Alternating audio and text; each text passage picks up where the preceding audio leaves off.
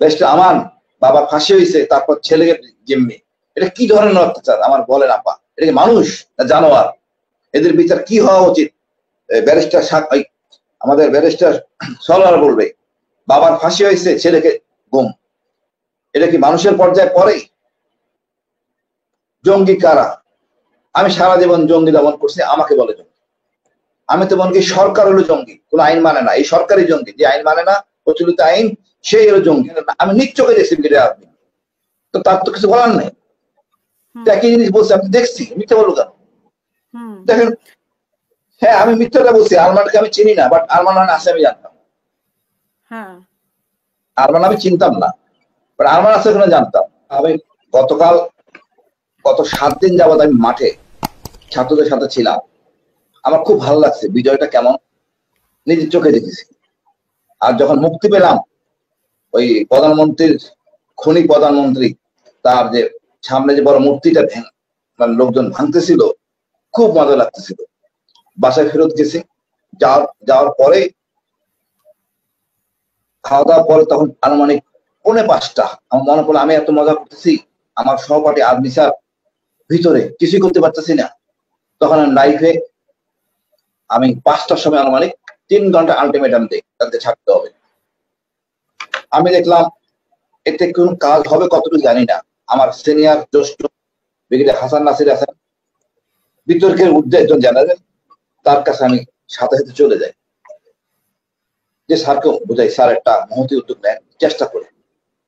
আমরা কিছু পোস্টার নিয়ে চলে যাই কচুকের চেকপোস্টের সামনে, এবং ওখানে যে আমরা আমাদের প্রস্তাবটা দেই, একই সাথে অনেক উৎসাহী অফিসার চলে আসে ওখানে। আমরা যে ঠিক ওখানে হাসান নাসির স্যার ভিডিও মানে 2 ঘন্টা আলটিমেটাম দেন, সব মিলে 3 ঘন্টা, 2 ঘন্টা আলটিমেটাম দিয়ে আমরা ঠিক ওইখানে কচুকে চলে যাই। অনেক অফিসার ভয় পাচ্ছিলেন, তারপর আমরা ওখানে ছিলাম। 2 ঘন্টা পর আমরা জানাই আমরা কথা বলবো, আমাদের দাবি এই, ব্রিগেডিয়ার আজমি ভিতরে আছে, আরমান ভিতরে আছে, আর লোক আছে, সবাই ছাড়তে হবে। আমি তাদেরকে নিতে এসেছি এখানে, না নিয়ে যাব না, তোমরা না দিলে আমরা এখানে বসে পড়বো।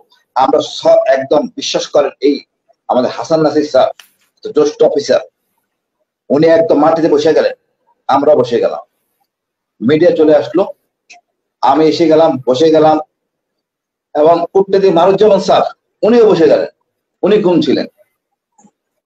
আমরা ওখানকার সাক্ষী হিসেবে রইলাম, অনেক অফিসার ছিল, জনগণ ছিল, সাথে ছিল, মায়ের ডাকের ক্ষতিগ্রস্ত ছিল, সাংবাদিক আসলো।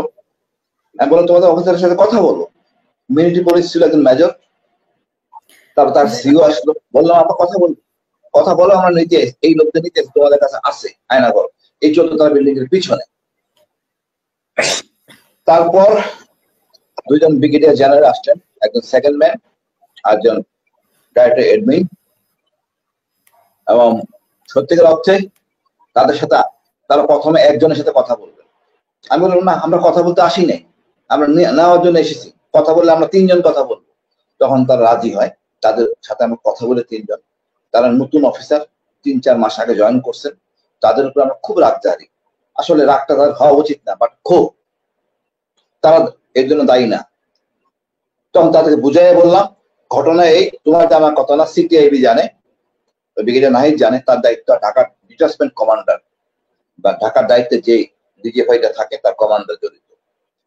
যেমন আমার সময় আজ ছিল ব্রিগেডিয়ার জেনারেল, বর্তমানে জেনারেল নাজমুল, জেনারেল শাকিল, জিয়াউল হাসান, এরা চাকরিরত বর্তমান, এ আমার গুমের সাথে প্রত্যক্ষ জড়িত, বাকিরা অবশ্য, বাট এই 3 জন চাকরিরত। আমরা তাদেরকে পুরো ঘটনা বললাম, বিস্তারিত বললাম, আমাদের কনফিডেন্স, এবং আমি জোর করে বললাম আমি যে এরা এখানে আসে অন্য কোথাও যাওয়ার স্কোপ নাই, সিস্টেম কভার করে না, ইচ্ছা করলে অন্য জায়গায় নেওয়া যায় না, চিকিৎসার ব্যাপার আছে, খাওয়া দাওয়ার ব্যাপার আছে, নিরাপত্তার ব্যাপার আছে, এবং গোপনীয়তার ব্যাপার আছে, সব জায়গায় এটা সম্ভব না। দেন তারা আমাদের 24 ঘন্টা সময় চায়। তা আমরা ওদের মানে ওরা বেশ সরি এবং দুঃখ প্রকাশ করে যে তারা যে কর্মকাণ্ড করলো। তারপরে আমাদের 24 ঘন্টা সময় দেয়, এবং ডিজিএফআই ওখানে ছিলেন না, যেহেতু বঙ্গভবনে ছিলেন, তো ইচ্ছা করলে সবকিছু করা যায় না। আমাদের 24 ঘন্টা সময় দিলেন, আমরা বাসায় চলে আসি, সবাইকে বললাম আগামী 24 ঘন্টা অপেক্ষা করি। সকালে দেখি আর্মি স্যার বেরিয়ে গেছেন, ব্যারিস্টার আমান বেরিয়ে গেছে। এটা কি উৎসব! এই এই আমার আর্মি স্যার হলো আমার ইউনিট অফিসার না, বাট আমার সিনিয়র কোর্সের শোর্ট একজন জেনারেল এবং খুবই গুণগত মান উচ্চমানের অফিসার। তাদের পেয়ে যে কি খুশি, মনের থেকে দেখা হয় নাই, জীবিত আছে, বের হয়ে আছে। ব্যারিস্টার আমান বাবা ফাঁসি হয়েছে, তারপর ছেলেকে যেমনি, এটা কি ধরনের অত্যাচার আমার বলেন আপা? এটা কি মানুষ না জানোয়ার? এদের বিচার কি হওয়া উচিত? ব্যারিস্টার আমাদের ব্যারিস্টার সলোয়ার বলবে বাবার ফাঁসি হয়েছে, ছেলেকে গুম, এটা কি মানুষের পর্যায়ে পড়ে? জঙ্গি কারা? আমি সারা জীবন জঙ্গি দমন করছি, আমাকে বলে জঙ্গি। আমি তো মনে করি সরকার হলো জঙ্গি, কোন আইন মানে না। এই সরকারই জঙ্গি, যে আইন মানে না, প্রচলিত আইন, সেই হলো জঙ্গি। এই সরকার, এই গুটি কয়েক অফিসার পুরো সেনাবাহিনীকে বদনামে সৃষ্টি করছে। সেনাবাহিনী খুব ভালো, সুশৃঙ্খল, এই গুটি কয়েক অফিসার, লোভী অফিসার, অকর্ম অফিসারের জন্য আজকে বদনাম। তারপর আমার নতুন সেনাপ্রধান, আমার বিশ্বাস ঘুরে দাঁড়াবেন, সৎ এবং আস্থা আছে, ইনশাল্লাহ আমার ভাবমূর্তি ফিরে আসবে।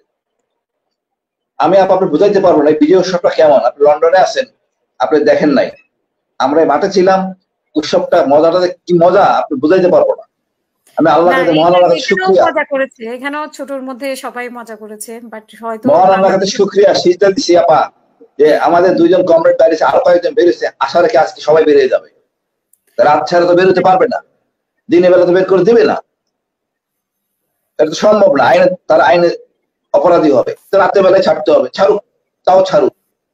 ওর মা বাবা বাচ্চাকে ফিরে পাক, মা মেয়ে মানে স্ত্রী তার স্বামীকে ফিরে পাক। তাদের জন্য এর আগে তো তারা স্বীকার করে নাই যে এখানে আছে তারা, তাই না? তারাও এখনো স্বীকার করবে না, এখনো স্বীকার করবে না। আমাদের চাপের প্রেসারে তারা, আমাদের চাপের মানে প্রেসারে তারা বাধ্য হয়েছে। এই চাপটা দরকার ছিল, কোন চাপ না দিলে কেউ কাজ করে না। আমাদের যে স্ট্যান্ড ছিল কূটনৈতিক মারুজ্জামান আমার, আমাদের সিনিয়র সাথে হাসান নাসির এবং আমি যে শক্তভাবে যে বলছি যে এখানে আমি নিজ চোখে দেখছি আপনি, তো তার তো কিছু বলার নেই। একই জিনিস বলছি, আপনি দেখছি, মিথ্যে বলবো কেন? দেখেন, হ্যাঁ আমি মিথ্যাটা বলছি, আরমানকে আমি চিনি না, বাট আরমান আছে আমি জানতাম।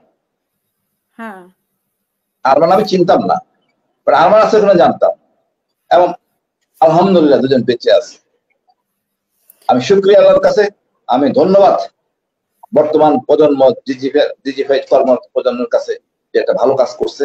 আমি সবাইকে তারা ছেড়ে দিবে এবং সত্যিকার অপরাধী তাদেরকে আইনের কাঠ করে দাঁড় করাবে।